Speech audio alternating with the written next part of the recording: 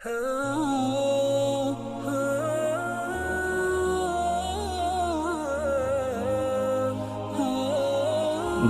بن عازب رضی اللہ تعالیٰ عنہ سے روایت کرتے ہیں، وہ کہتے ہیں کہ رسول اللہ صلی اللہ علیہ وآلہ وسلم نے فرمایا کہ جب تم اپنے بستر پر لیٹنے آؤ تو اس طرح وضو کرو جس طرح نماز کے لیے کرتے ہو،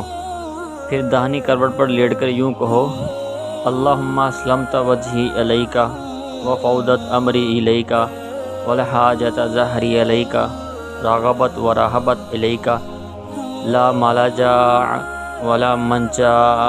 منک الا الیک اللہم آمنت بکتابک الذی انزلت وبنیک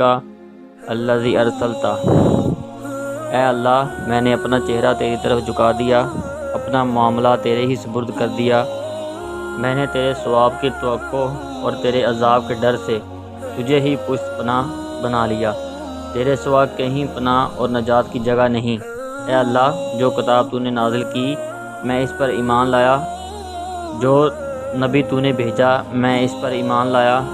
تو اگر اس حالت میں اسی رات مر گیا تو فطرت پر مرے گا، اور اس دعا کو سب باتوں کے اخیر میں پڑھ۔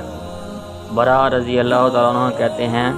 کہ میں نے رسول اللہ صلی اللہ علیہ وآلہ وسلم کے سامنے اس دعا کو دوبارہ پڑھا۔ جب میں اللہم آمنت بکتابک الذی انزلت پر پہنچا